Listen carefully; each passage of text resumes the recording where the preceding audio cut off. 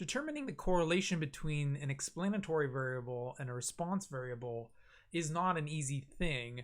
And what I said in class is I'm not going to usually make you do this by hand, but I wanted to do an example of calculating the correlation by hand so that we see a little bit about how it actually is done. And in the future, we can use software to do it for us.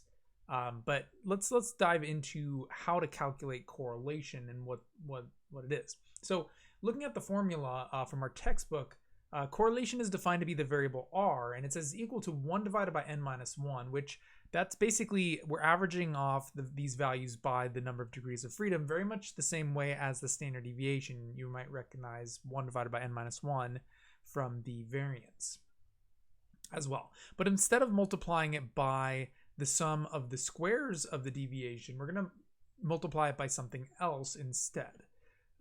And basically, we're going to multiply it by the product of the standardized observations based for both x and y for each data point. And basically, what we're going to be doing here, if we look a little bit more at this formula, it says it's 1 divided by n minus 1 times, well, the quantity x1 minus x bar over sx times y1 minus y bar divided by sy.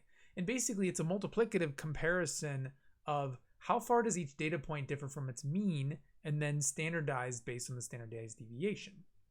So if you think about what x1 minus x bar, what that is, that's just the deviation. That's how far each data point is from the mean. And if we divide it by the standard deviation, that's basically taking away the scale of the number and saying, okay, well, we'll divide it by how much the actual deviation is across the board. And basically we'll make it less extreme of a difference.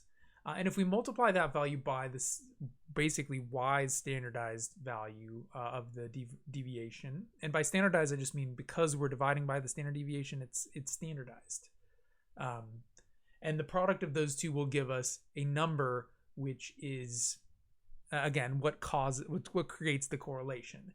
And basically we do that for each data point and add them all up, because certain data points won't have a whole lot of difference. And certain ones will be larger. The more and more of them that are closer to 1 means the larger and larger our correlation will be. And basically dividing by n minus 1 just averages them all off. So you can kind of think about each one of these as a correlation calculation. We add them all up and divide by n minus 1.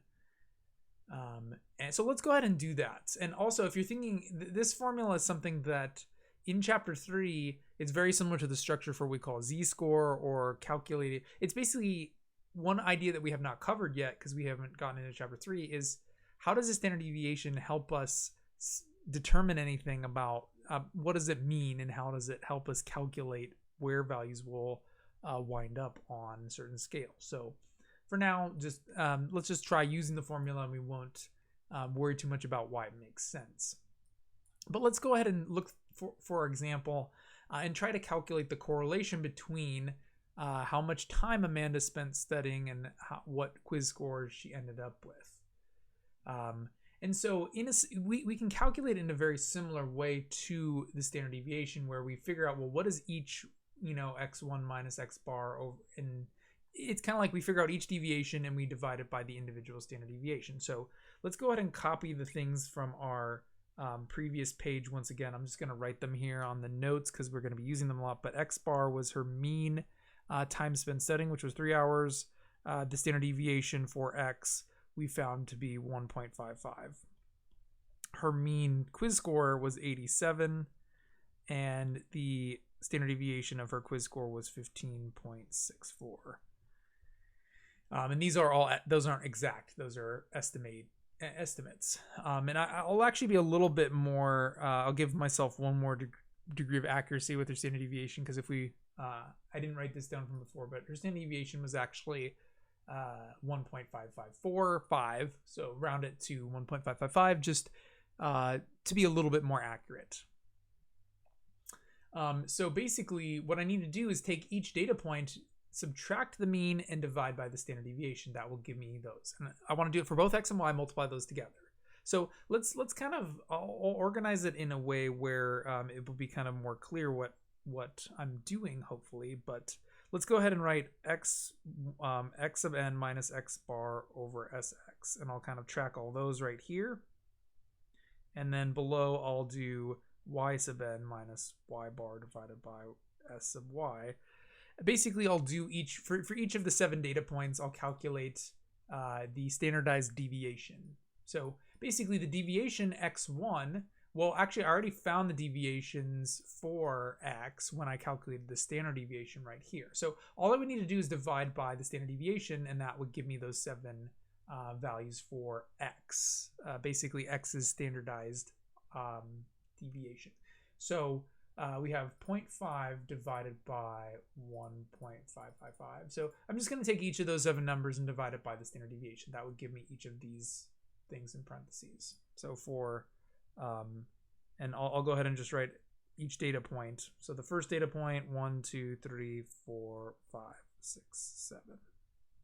So for the first data point, its deviation was 0.5. So if I divide that by the standard deviation, I would standardize it, and that would give me approximately 0.322. Doing it for the second point, that was 1. So I would have 1 divided by 1.555, which would be 0.643, and so forth. The third data point had -3 as its deviation, so divide that by the standard deviation would standardize it to be about -1.929. And this is very, very tedious to do by hand. As I said, I'm not usually going to make you do this by hand, but I think it's worth looking at to gain a better understanding of how correlation is calculated. So for the fourth data point, it had a deviation of 0. So we would have 0 divided by the standard deviation, which would be 0. The fifth one was -1. I already figured out what 1 divided by the standard deviation, but it would just be -0.643. The next one would be 1.5. So 1.5 divided by the standard deviation would be approximately 0.965. And the last one had a deviation of 1 yet again, which would leave me with 0.643. So now let's also do that for y. So if I took y's deviation and divided by the standard deviation, and recalling that her average quiz score was 87, so 100 would have a positive 13 deviation. So that was 13 higher than her average. And if I divide it by the standard deviation, that would give the first point a 0.831.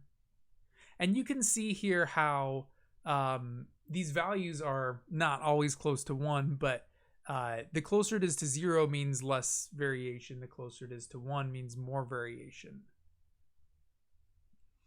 But that doesn't actually make an impact into the final regression value in terms of being 0 and 1, because you're going to take the product of them. Anyways, so 92 was 5 higher than her mean. And if I divide that by the standard deviation,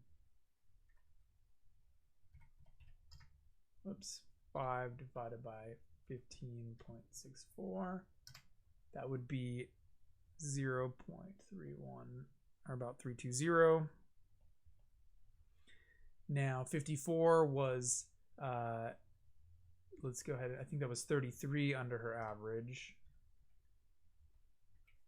Let's just double check that, because it's late and I've been doing a lot of math today. Yeah, so that deviation was -33. And if I divide that by, so -33 divided by 15.64 would give me the standardized deviation for the third data point, which was -2.1, 0.109, or let's just say 0.100 or 110. I'm trying to be accurate here because the more I round in each individual calculation, the more the rounding could compound and become more and more inaccurate. Okay, the fourth data point was 91. That was 4 over her mean. So what's happening? 4 divided by 15.64 would be approximately 0.256. The fifth data point was 83. That was 4 underneath her mean. Actually, that's the same, gonna be the same answer, but negative 0.256. I'm running out of room on my packet here, which I did not make quite big enough for these problems, but that's okay. The sixth data point was a 99. That was 12 over her mean. So 12 divided by the standard deviation would be 0.767. And then a 90 was 3 above her mean. So 3 divided by 15.64 would be 0.192. And so at the end of the day, what am I doing? I'm trying to calculate I don't know what I just did. The heck happened? I was trying to determine each of these parentheses, and now I've figured out every single one of those through this whole thing. So what I need to do is multiply them together and add them all up. So that's kind of the next step, is I want to do that times that to get the product of those two things. And then I will add them all up and divide by n minus 1. So it has a very similar feel to the standard deviation because I'm doing a lot of multiplying, I'm using the deviations, I'm adding them all up. The difference here is we're not going to square it. Instead of squaring it, we're actually multiplying x and y together. Instead of adding up the squares of the deviations, we're multiplying them together, but very similar calculation at the end of the day. So let's just go ahead and do all these products, 3.322, and you can see quite clearly why we don't typically have to calculate the correlation by hand, because it's kind of a nightmare. 0.322 times 0.831, and that would give me 0.268, 0.643 times 0.32 would be 0.206. Now we have, and two negatives are going to multiply to be a positive, so 1.929 times 2.11, which would be 4.070. That one was exactly 0. 0 times anything is 0, so that's nice. Easy to do. 0.643 times 0.256 gives me 0.165. 0.965 multiplied by 0.767, whoops, gives me 0.740. And feel free to fast forward while I do the calculation. Sorry if this is boring during my lecture videos, but I just wanted to walk you through each step for calculating the correlation. Not because it's fun, but hopefully it helps understand a little bit more about what correlation means and how it's calculated. And basically now we want to add all that up and divide by n minus 1. So let's go ahead and add them up. So that would be my last one, and then I can add that to 0.74 plus 0.165 plus 4.07 plus 0.206 plus 0.268. That would give me, so, let me go ahead and write this down before I move on with my life.